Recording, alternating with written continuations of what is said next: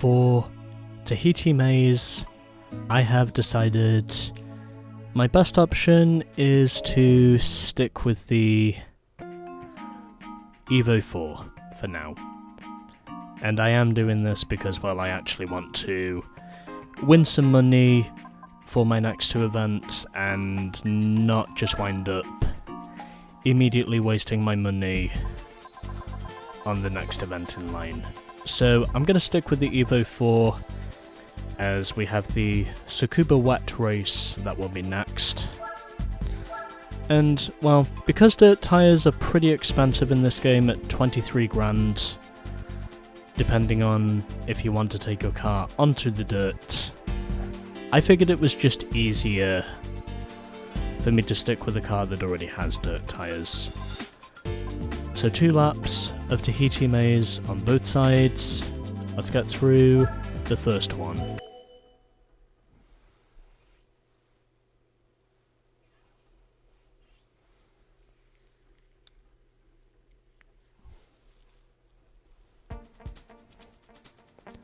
And we are up against the Ford RS200. Oh boy.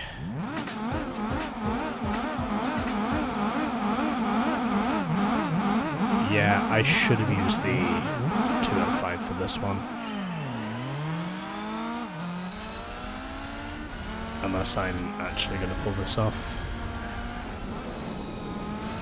I think speed might be a problem here.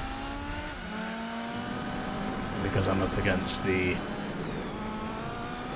RS200. Although in saying that, I managed to take the lead. So, maybe it won't be too much of a problem. But in my case, who knows?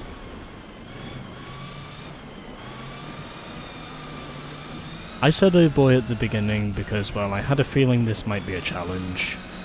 But still, for me to get 200 A-spec points, and well, considering just how well the Evo 4 just drove for me last time round at Swiss Alps, I figured it was honestly a win-win.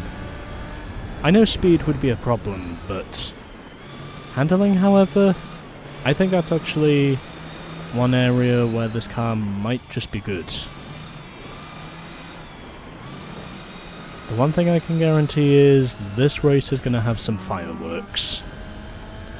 In terms of just how dangerously close I think it's going to be from both sides, and basically both teams more or less. Because the RS200 has the better speed and acceleration, but because my car is newer, I technically have the better handling, so... And now I have just hit the RS200. That's going to be really hard to recover from if he pulls away from me. Especially since we're now on the tarmac section. I think someone just shoved this wall with a drill. I think someone just shoved this wall with a drill. Sorry. I think someone just shoved a hole in this wall using a jackhammer. That's honestly what I feel like this is the equivalent of. Someone drilling a hole in the wall using a jackhammer. That's kind of what I think this is.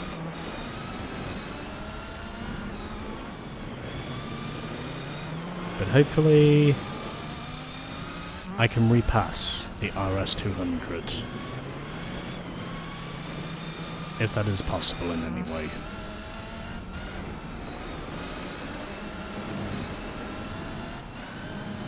Yeah, maybe there's a reason why this event was giving away 200 A-spec points.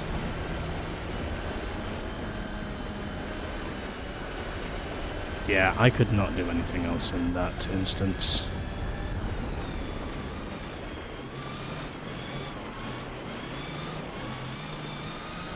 think if there is one thing that does annoy me about the penalty system in this game, it's knowing that it's only the player who gets punished for the penalties and not the AI. And that's kind of what's annoying me here. Yeah, he's pulling away now. I might have to start using the walls just to keep up with him, because I'm wanting to stick with my approach of going with the cost-cutting measures. I know I might be cheating my way through this, but again, because we're all trying to keep costs down these days, sometimes it is worth it to just give the wall riding tactics a shot. Even then, of course, if they don't really change a lot in the end, but either way, I figured because it was going to be really difficult for me to actually keep up with the Ford RS200, and because I really was wanting to just be stubborn and not spend too much money for these next two events, that was why I rode the walls. I rode the walls because I knew that was going to happen. And now I'm going to have to ride the walls again, because the RS200 had to get caught up in the crossfire.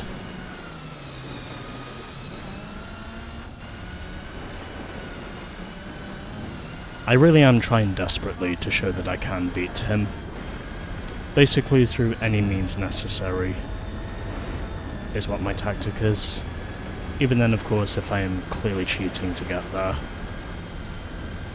And if you want to slander me in the comments, then go ahead, but the truth is, the one thing you cannot deny about dirt tyres in this game is that they are expensive. When you're using different rally cars and you're basically trying to actually get some money on the board again whilst you do it. Yeah, that shit's pretty hard to do, to say the least. And that's why when it comes to wall riding in this game, in certain areas you can actually get away with it. And because I've noticed that is a loophole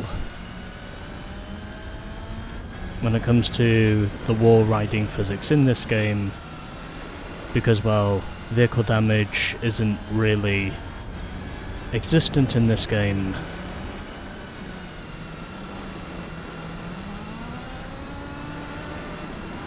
I figured, of course, that basically doing the, well, I guess you could say the Ross Chastain wall riding tactics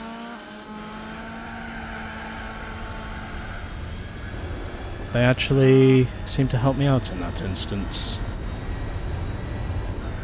Sure, okay, I admit to cheating, I really do, but when you have to consider debating your tactics over what it is you actually want to do, and to make it look as though you're actually earning money, instead of just having to just conscionably spend it for basically almost every single rally event you do, depending on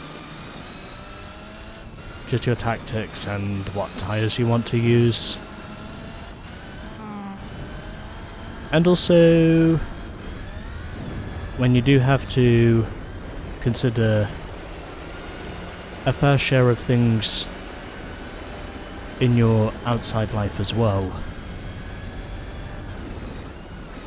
you don't really have a lot of time to waste. Basically, just struggling to get through one race, and then basically just trying to show that regardless of the circumstances, a Group A rally car is capable of beating a much more powerful Group B rally car. Which is basically what I'm trying to prove here. I may have had to overcome my penalties through pretty much the ugliest means possible, but if we're being quite honest with ourselves, is there ever a time in racing games where we don't see ourselves cheating every once in a while? Or at least once in our lifetimes, where we actually cheat? I do actually feel as though that is a question we all have to ask ourselves. Plus, as I mentioned before, I figured since it was a case of basically being a world rally car up against a Group B rally car, you honestly would expect there to be fireworks somewhere along the way. Plus, I'm convinced in saying if it weren't for those 2 5-second penalties that I probably deserved for whatever reason. And yes, I think those 2 5-second penalties I incurred probably were deserved, but if you can get away with it by riding the outside walls and not sustaining any damage on your car, it does actually manage to show, of course, that there are certain boundaries of the rulebook that you can legally skate your way through. I don't like to do it through ugly ways very often, and a lot of the time I often prefer to do this sort of thing fair and square, but in all honesty, I don't think there's really a lot of people who care if I cheat or if I don't cheat.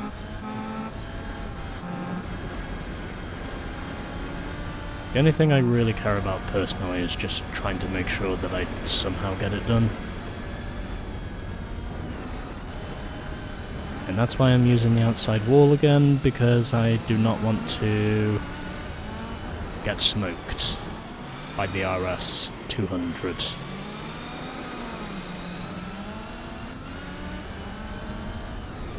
Because as I said before, this race was gonna... Oh, fuck you. Fuck you. You motherfucker. You did that on purpose. You absolute bastard. You did that on purpose. Just to make me sit in shame. You actually did that on purpose. I will not have it. Not like this. I will make sure I beat you straight up. Oh no you don't. Get fucked. I got you, you bastard. You may have given me that one last penalty, but I did manage to beat you in the end just as appropriate revenge. And yes, because I actually had to win that race through the ugliest means possible, I did manage to get the 200 A-spec points. And it's basically taken me fucking 78 episodes to get to that stage. But either way, there we go.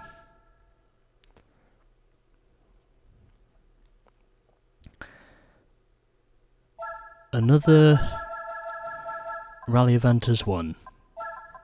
Even though, as I said before, I did have to win it through virtually the ugliest but somehow legalist means possible. I just really wanted to show I was not going to let someone who practically forced me with the penalty. I was not going to let someone pull off a tactic so sly that I was going to lose the effort I put up to just try and beat him. And somehow I did. But I think what that also means is the second race, it could get even worse.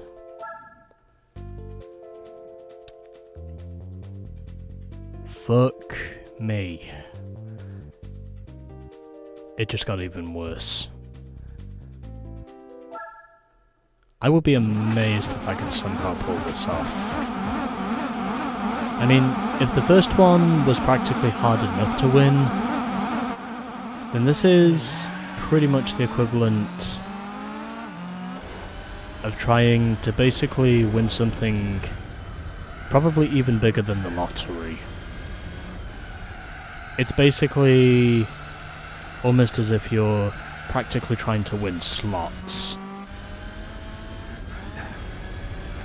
If you put my Evo 4 up against two Group B monsters, you probably know there is going to be some sort of a disaster practically lurking through almost every one of these corners. And the one thing that makes it even more ironic is that I actually drove that Lancia Delta S4 on the nighttime course in Paris, which, by the way, was an event I won after having my initial struggles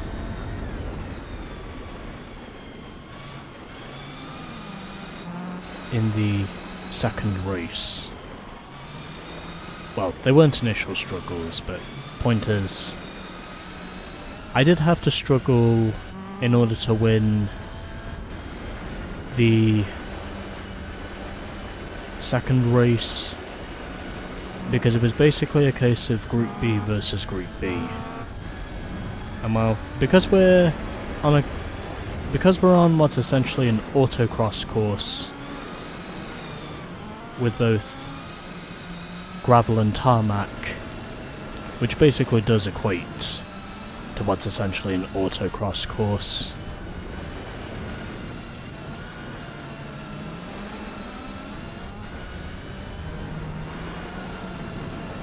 You know, the one thing that's really ironic is that the Delta S4, ironically like the RS200, he proves to be faster than me through the final sector, but yet I seem to be faster than him through the first two sectors.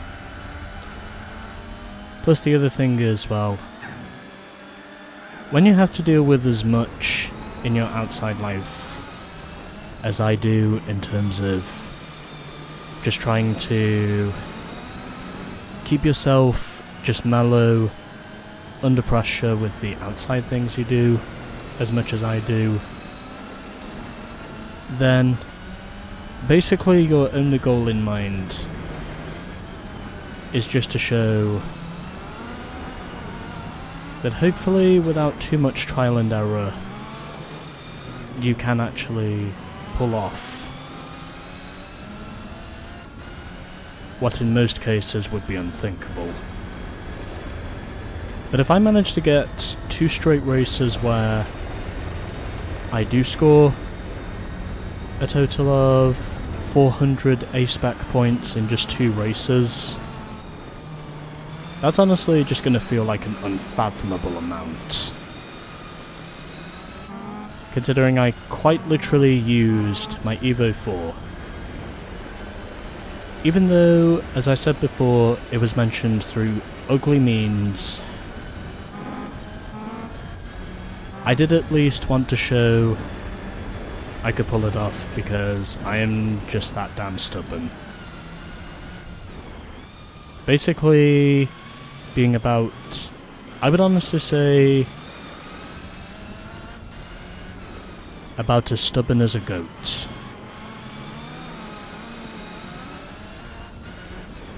I think that's the animal I'm thinking of. or just basically wanting to prove that even if it is through ugly means, I can somehow hold my ground long enough to physically stay ahead of my opponent. I mean, if the first race was fireworks, then well, this is basically what I would consider being practically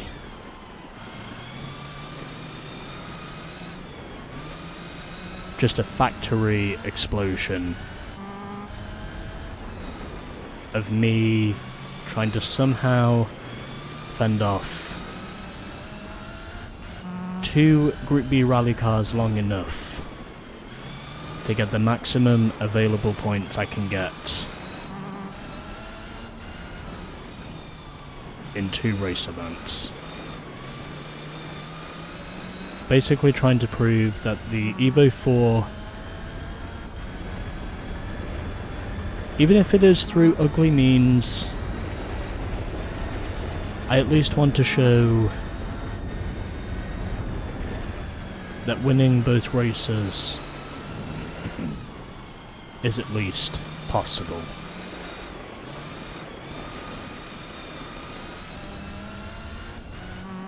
And at this time, I'm actually holding up pretty well, if I do say so myself. Not exactly through the best of circumstances, but again, because I don't really have fuck you. Why did I figure he was going to do that sooner or later? That's just what I think is slightly annoying about the penalty system. Because even if it's not you that's responsible for the incident, you still have to wind up basically paying the price and then just pretty much putting the time lost or the time you've gained just on the chopping block. Because it always seems like the penalty system is just more favoured towards the AI. Even if contact is made, and it's not really you who is responsible for making the contact. And my voice is slowly but surely deflating again. It's honestly deflating like a balloon. Like whatever air was in this balloon before, it's now slowly but surely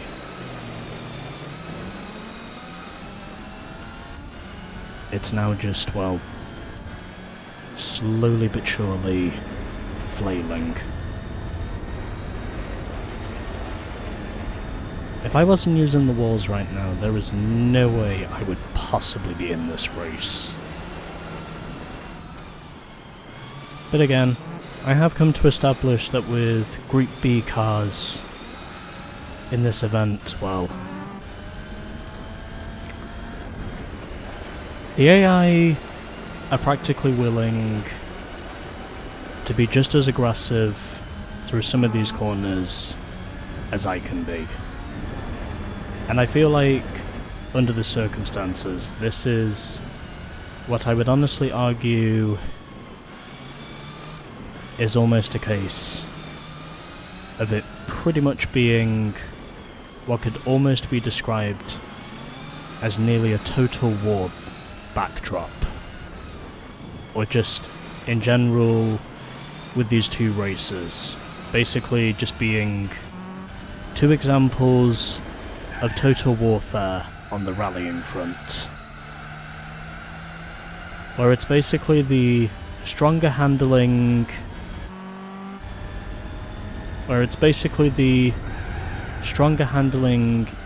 Evo 4 against the much more heavily favoured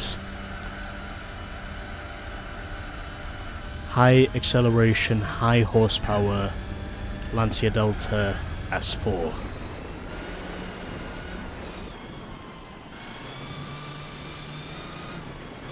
Yes, I know this is through ugly means for me to physically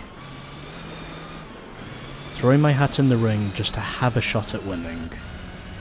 But the truth is, I want to actually win some money this time and not just wind up basically spending money immediately after the next event is done.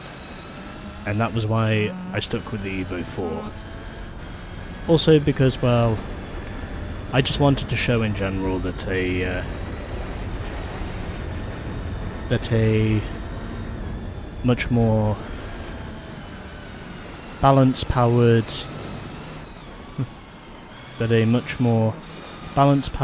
Mitsu Lancer Evo